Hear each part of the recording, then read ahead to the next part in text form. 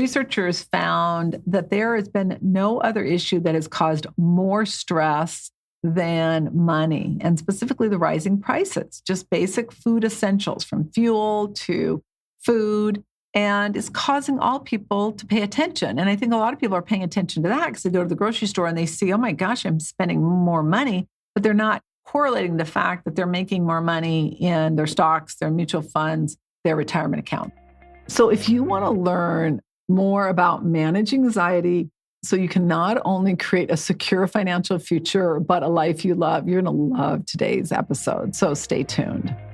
Hi, I'm Annette Bau, host of the Wealth Inside and Out podcast and founder of the Millionaire Insider. My mission is to help you simplify the money game so you can create a financially secure and fulfilled life without having to have a PhD or spend countless hours on your finances.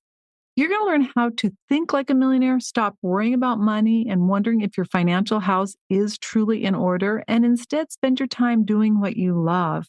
With over 3 decades advising 7, 8, and even 9-figure millionaires, and now joining that elite group, I'm in a unique position to help you make the best financial choices so you can create a secure financial future and retirement you love.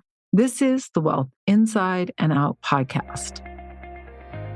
Now, if you have not done a financial checkup, just like you do a medical checkup in the last year, please go to themillionaireinsider.com/FC so you can do a financial checkup. This is like a no-brainer. It's a super easy checkup that allows you to just kind of see where your money is and see what is going on and to see what you need to do next. So I really encourage you to take that checkup because it's going to help you with anxiety. It's going to help put things in perspective and for you to really know what you need to do and where you need to make changes. Again, themillionaireinsider.com/FC. Millionaireseries.com copyrights all materials and intellectual property. This information is for educational purposes only. It is not intended to replace any advisor or specialist or to provide any investment, financial, tax, retirement, planning, or healthcare advice. By accessing this content, you agree to hold millionaireseries.com and its affiliates harmless for results achieved or not achieved. For today's show notes, you can go to themillionaireiinsider.com/78. So let's dive in. We're going to dive into what is money-related anxiety, specifically money anxiety disorder, which is actually now a condition, some of the root causes, and some of the strategies to better cope with it so that you can create a secure life you love, but also enjoy that life you've created. I wanted to talk about this today because it's impacting so many people. In a study in 2022 on stress in America by the American Psychological Association, they found that 87% of the people who participated shared that inflation was a source of significant stress. One of the things I want to just point out, in addition to the fact that, yes, prices have gone up, but at the same time, companies are more profitable than ever, which kind of is very closely related.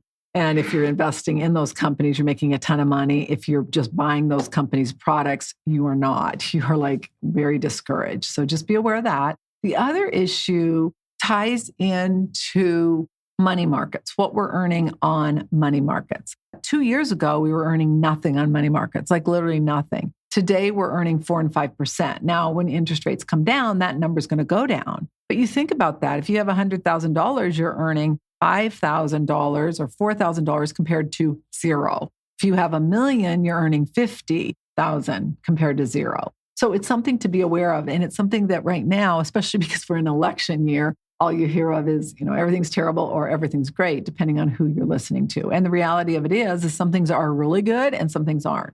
And I do think the one thing I will say, and this is not nearly as political as much as it is just good, solid advice, is boy, the last 4 years, I've made money pretty much in every administration.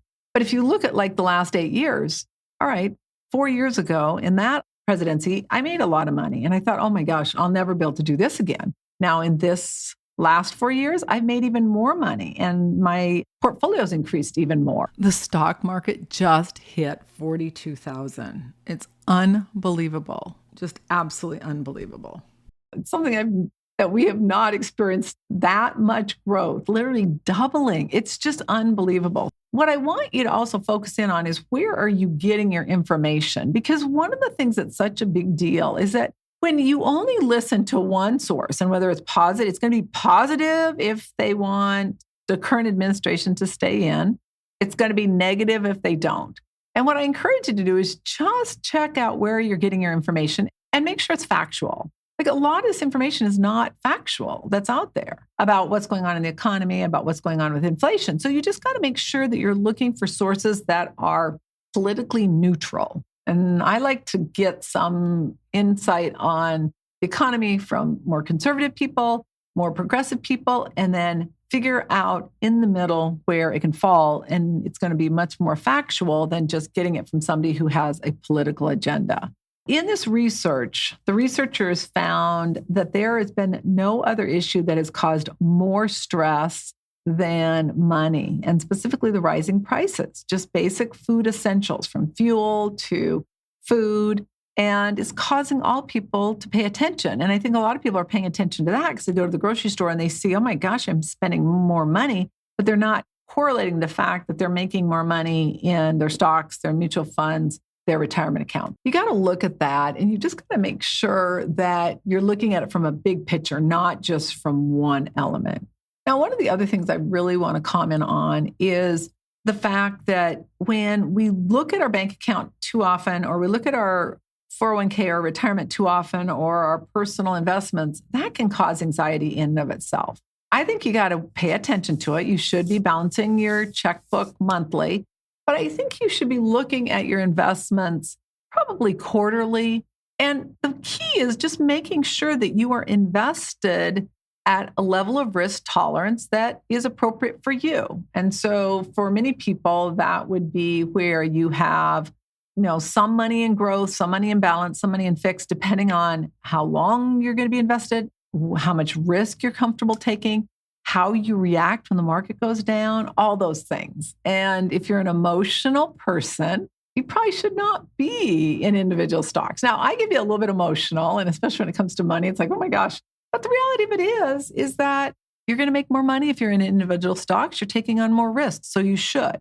Now, as I shared in one of my recent podcasts, I've taken out, we're investing about another $1 million in guaranteed income before rates really drop. And you look at some of these roll-ups where they give you a guaranteed income stream for life, and the roll-ups it's just unbelievable. It's like nothing that I would be comfortable taking on outside of that. And I know people say, oh, you can make more money. Well, if you're getting an 8% roll-up, and now that's not a guarantee, and that's what I'm getting on some of mine, some are 7%, but you're getting a 7 or 8% roll-up on guaranteed income, I'm okay with that.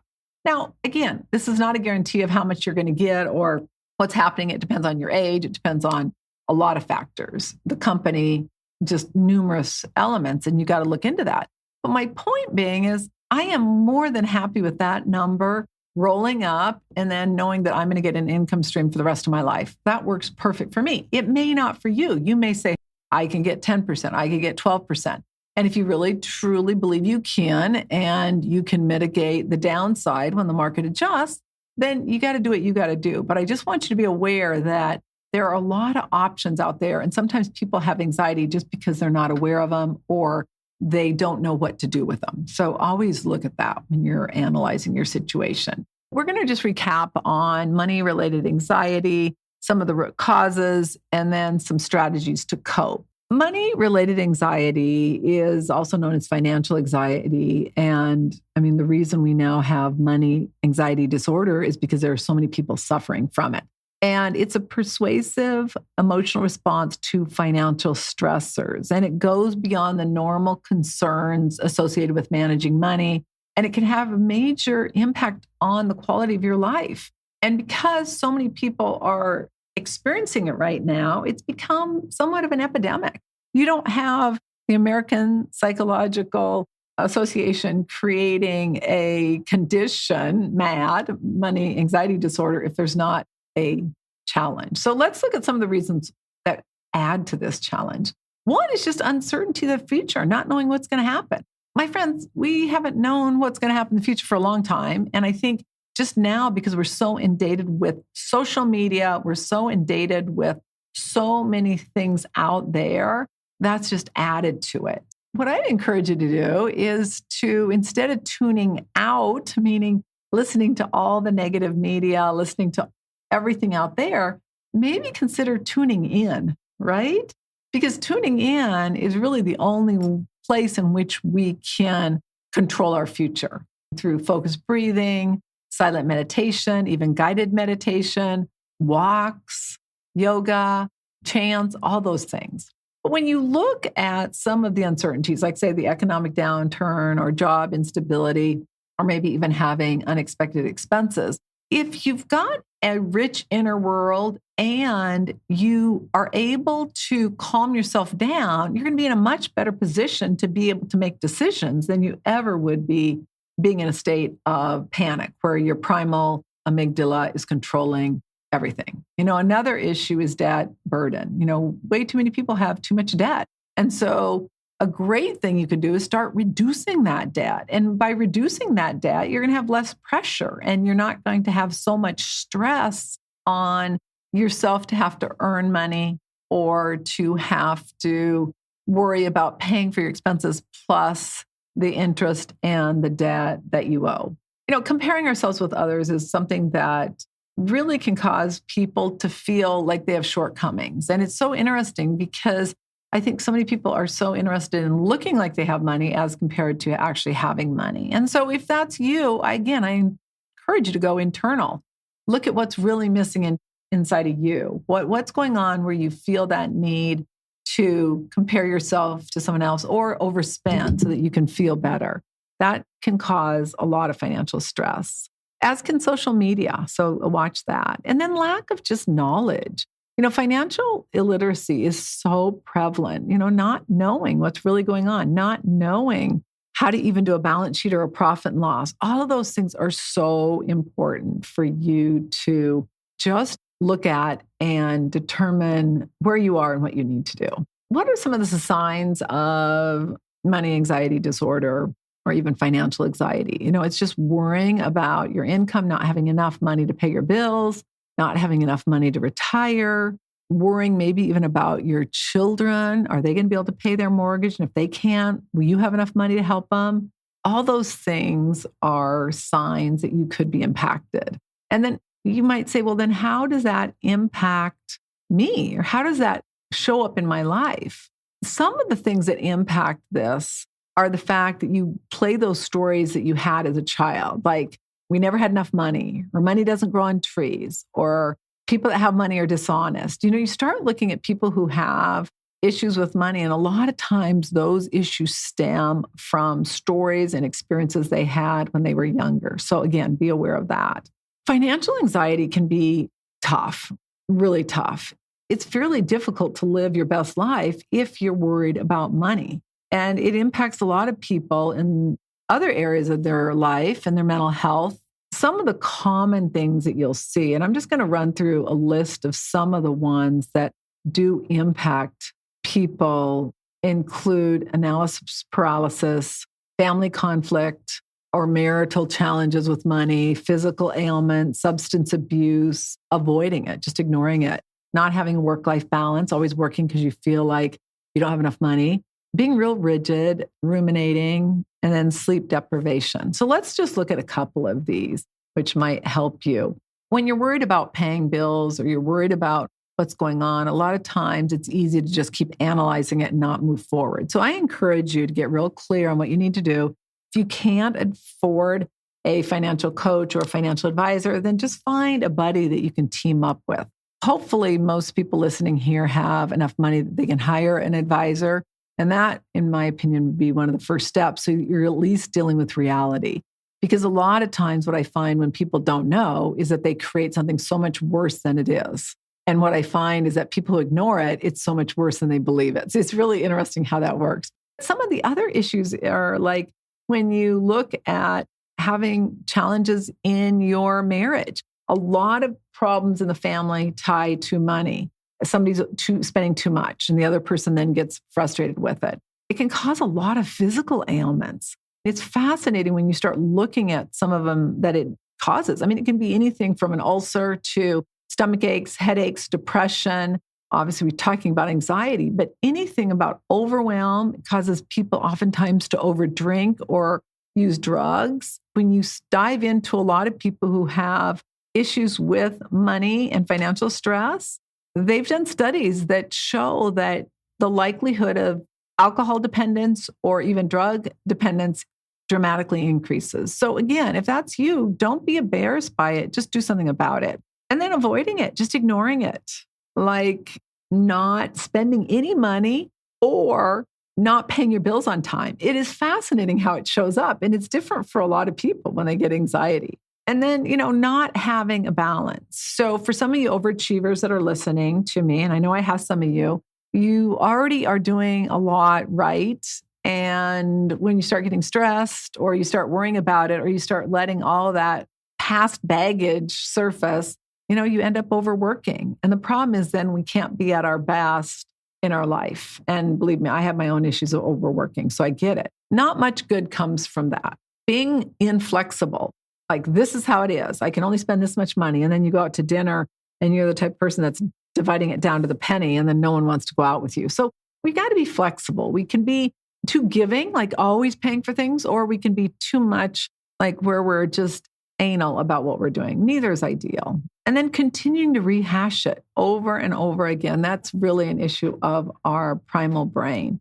And then sleep. Sleep's a huge one. So many people wake up and they can't sleep because they're worried about money. And the ultimate impact that has gets back into some of the physical ailments and health concerns, heart disease, high blood pressure, diabetes. And anxiety just keeps exasperating that. So we've got to be aware of all these things that can impact us. And then, as I mentioned before, even depression. All right, let's talk about just some ways to cope.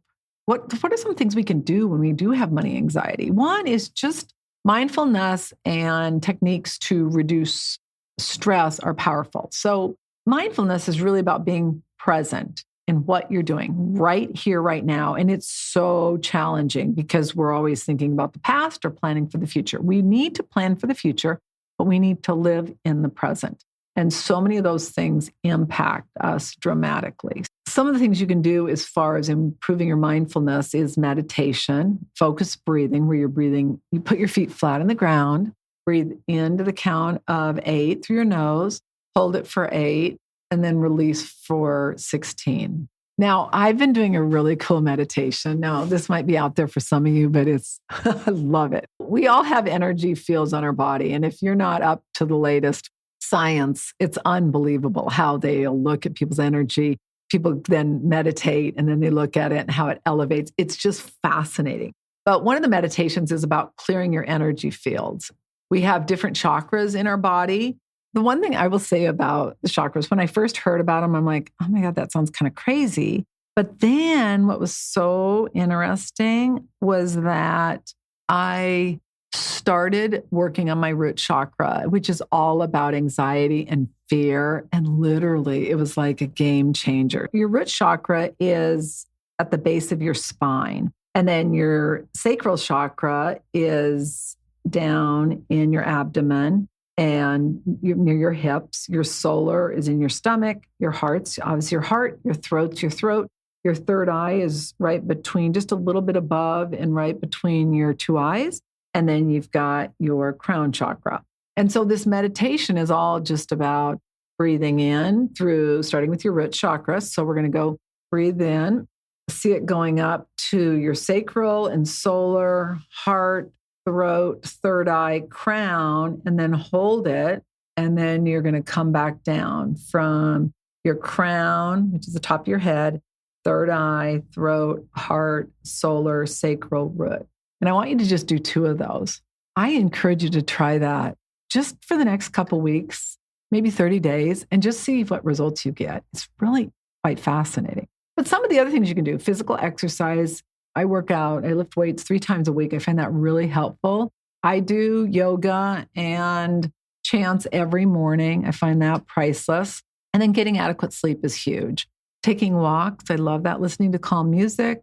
Breathing exercises. We just did one, but you can do other ones. And then even meditations. So again, you got to see what works for you. But those things can be so powerful. And I know that might sound a little off the wall like it did to me when I first started. But oh my gosh, it's been priceless. It's just so much about bringing the energy within versus out there. It's all about your prana. Your prana is your life force. It's your energy. It's so powerful. All right, some other things that are helpful is just to create a plan, become knowledgeable in financial education, and then create a plan that includes a budget, includes your insurance, your retirement, your taxes, your estate plan, all of the above, everything.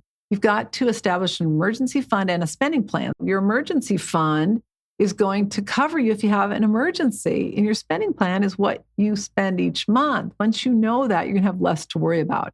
And then if you continue to have challenges, get a professional. A financial advisor can go so far. You can go to themillionaireinsider.com/SR if you need help. Getting help from a professional is priceless. And then you're not wondering if things are taken care of. You're actually taking care of it. Let's just recap. There are a lot of people that are worried about money, but with the right plan, you don't have to be one of them. It's so common today. And we've dove into a lot of things that you can do. One is, first of all, understand it. Number two is create a plan to avoid it. Number three is really watch where you are getting fed your information and that it's not politically driven. We need it to be unbiased. And I know that's very difficult right now in such divided times. We got to be aware of it. We've got to be looking at the reality of, yeah, we might be spending more money here, but are we making more money there? It's a payoff. For most people, it's not either or. Now, if you have no money, it is. But for most people listening to this podcast, that's not the situation. So you got to just be aware of it. And you also need to then incorporate some practices that will allow you to really show up at your best and enjoy your life. It's very difficult to enjoy your money if you're not enjoying your life. So I hope this helped you from a standpoint of managing money anxiety disorder and just financial anxiety that so many people are having right now. I'll look so forward to seeing you on our next episode. If you love the content of this podcast, please follow and subscribe to our channel so you get notified of episodes, and also give us a 5-star review and share a comment. We really appreciate it. Congratulations on taking another step to create a financially free life you love. If you're not sure about your financial future or that it's in order, or you are ready to stop worrying about money, or possibly the fear of becoming a bag lady, ending up broke in retirement, or you simply are ready to know your financial house is in order so that you can have a bright financial future, please go to themillionaireinsider.com/NSF. And that doesn't stand for non-sufficient funds. It stands for next step finance. It's the next best step of what you need to do so you can avoid an NSF notice in your future. Again, themillionaireinsider.com/NSF. The number of women who were not broke or poor while working or married is staggering. The entire mission of the Wealth Inside and Out podcast is to ensure you have the information for you, your family, your friends, anyone who's willing to listen to it and apply it so that you can create a financially free life you love. Again, themillionaireinsider.com/NSF. Until our next episode, take one action that will help you create a financially free life you love. I'm Annette Ba'u, your host. All international copyrights are reserved. Bye for now.